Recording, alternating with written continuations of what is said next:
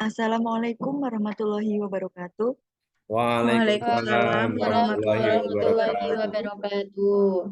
Perkenalkan, kami dari kelompok 2, Angkatan 21 dari Kabupaten Magelang.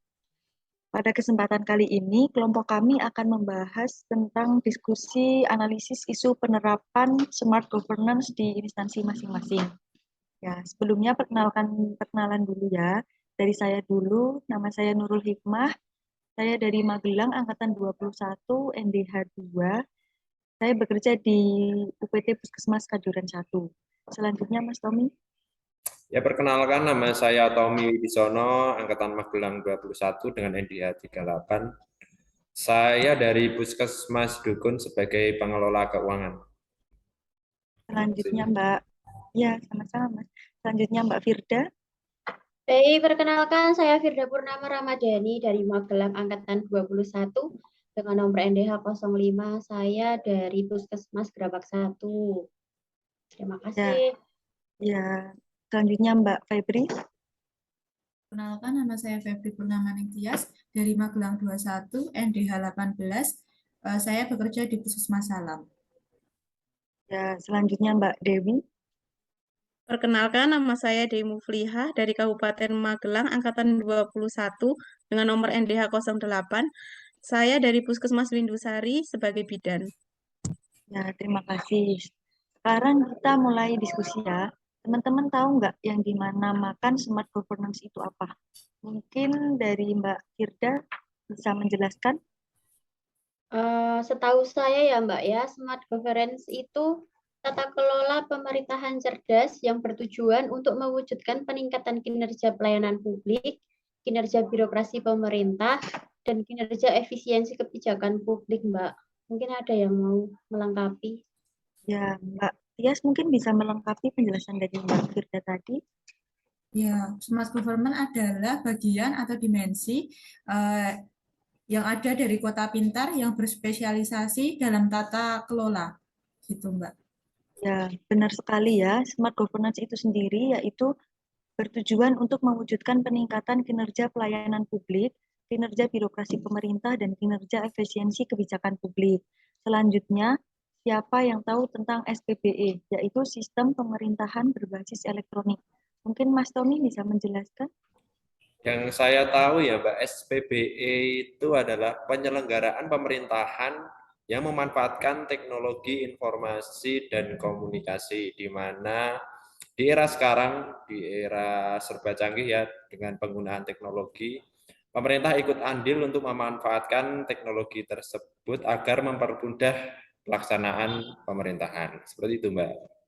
Ya, betul sekali ya. Untuk contoh pengaplikasian SPBE sendiri di Kabupaten Magelang yang mencerminkan tentang smart governance, teman-teman ada yang bisa menyebutkan contohnya? Mungkin Mbak Dewi? Yang saya tahu untuk contoh pengaplikasian SPBE di Kabupaten Magelang yang mencerminkan tentang smart governance itu salah satunya ada aplikasi Siaba. Aplikasi tentang sistem absensi berbasis Android, kemudian juga absen elektronik yaitu berupa fingerprint. Ya, Mungkin mungkin yang ada yang lain. bisa, ya, yang mungkin ada yang bisa menambahkan lagi, ada contoh yang lain mungkin? Mbak Kayak Firda, Sipgan itu bisa nggak Mbak? Sipgan itu masuk nggak Mbak? ya, Sipgan itu yang untuk pelayanan kepegawaian ya? Iya, Ya, yang pelayanan kepegawaian. Heeh. ya, mungkin Mbak Febri bisa menjelaskan dari Sipgan sendiri itu kegunaannya untuk apa? Setahu saya, Sipgan itu digunakan untuk mengupload file-file kita, mulai dari kita sebagai CASN sampai besok kita akan pensiun. Setahu saya kayak gitu, Mbak. Berarti tempat untuk menyimpan data-data kita selama menjadi ASN ya.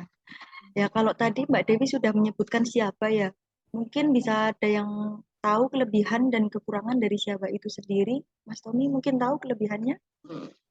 Siapa yang saya tahu, kebetulan teman saya kan ada yang bekerja di Diskominfo Kabupaten Magelang. Nah, siapa itu kan sistem absensi berbasis Android, di mana kita dalam absen harian saat bekerja itu sudah tidak menggunakan absen manual ataupun fingerprint. Cukup dengan memakai pun kita bisa absen berangkat maupun absen pulang. Jadi itu lebih praktis dan lebih mempermudah ketika absen seperti itu. Iya, iya. Mungkin ada kelebihan lain yang bisa disebutkan atau kekurangannya, Mbak Firda? Itu Siaba itu ternyata tidak tergantung pada jaringan internet ya Mbak ya. Karena diterapkan oleh sistem semi online. Jadi misal kita kok lagi di tempat yang pelosok-pelosok gitu, masih tetap bisa digunakan. Juga dapat menghemat anggaran daerah karena sudah tidak menggunakan kertas, tinta, dan lain sebagainya. Itu semua adalah kelebihannya ya. Dan sekarang untuk pasti kan namanya sistem ada kekurangannya ya. Kekurangannya mungkin bisa disebutkan Mbak Dewi. Untuk kekurangan sendiri karena itu aplikasi berbasis Android ya Mbak ya.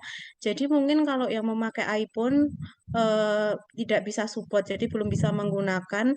Kemudian karena itu sistemnya kita nanti menggunakan swafoto, jadi mungkin harus menggunakan kamera yang beresolusi tinggi seperti itu. Jadi yang mungkin yang kameranya masih rendah nanti nggak bisa terdeteksi di aplikasi tersebut.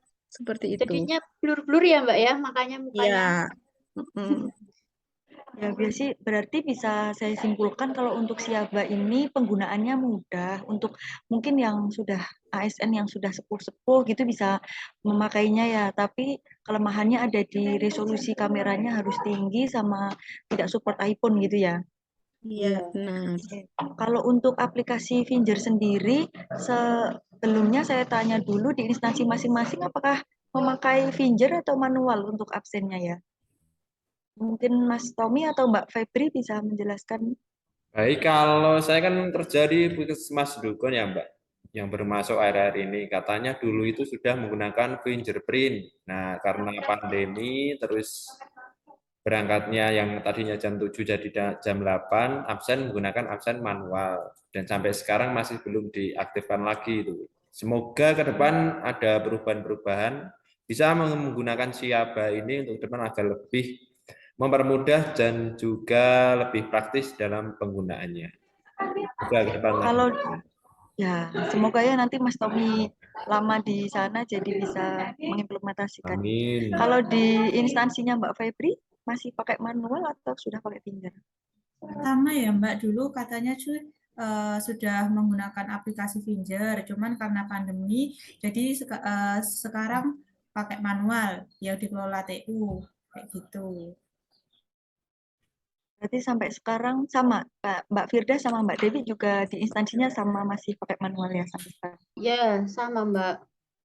Karena Kalau di instansi saya sih karena rusak ya. Jadi karena rusak akhirnya pemakaian fingerprint dihentikan, berganti ke manual kembali. Kalau tapi mungkin tetap ada kelebihannya ya kalau untuk aplikasi Finger ini sendiri di samping mesti ada kekurangannya. Mungkin Mbak Firda bisa menjelaskan untuk kelebihannya. Kalau kelebihan fingerprint mungkin karena udah nggak pakai kertas ya Mbak ya, kayak Siaba tadi ya tetap irit kertas, irit tinta, terus karena kita harus datang langsung ke puskesmas pada saat jam dinas, jadi mendorong karyawan untuk lebih disiplin Mbak. Mungkin seperti itu.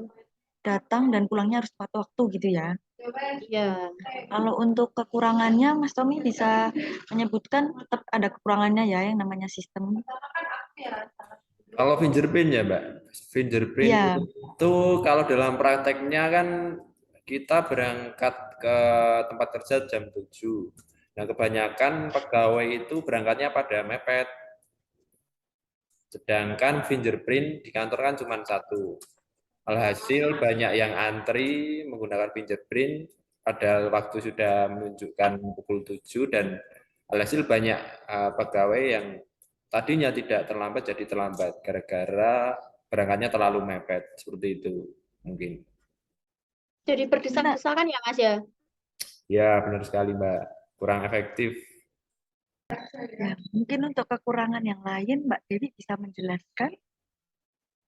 Mungkin kalau dari saya, kekurangan yang lain, karena saya dulu pernah menggunakan fingerprint saat kerja di rumah sakit. Nah, itu mungkin dari identifikasi sidik jari kita. Jadi kadang biasanya kita sudah berangkat lebih awal, tapi karena mungkin tangan kita ada yang basah atau keringatnya terlalu banyak, nah itu sangat sulit sekali untuk mendeteksi gitu. Atau mungkin yang tangannya ada lukanya gitu juga susah untuk fingerprint itu mendeteksi sidik jari kita seperti itu. Iya. Berarti tetap banyak kelebihannya ya daripada kekurangannya dari fingerprint ini sendiri. Ya, Ya.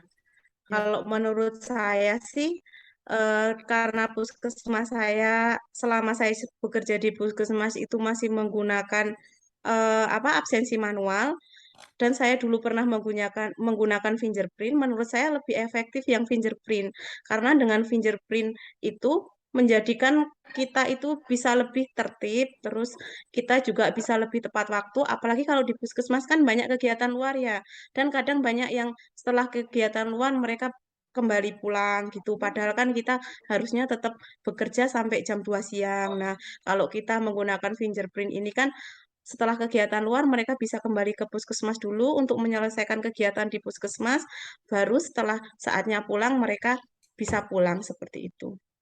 Kalau pakai fingerprint juga ini ya Mbak, nggak bisa dirapel-rapel absennya.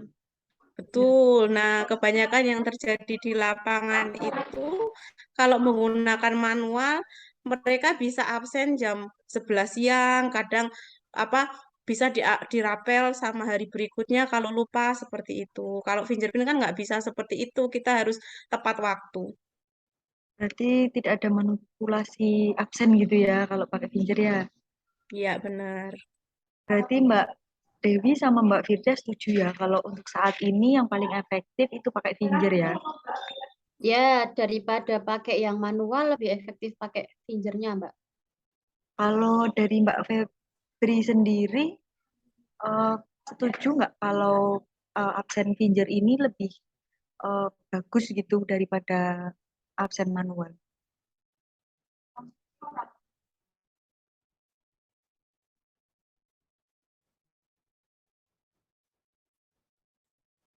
Mbak Febri, maaf suaranya kok belum keluar ya?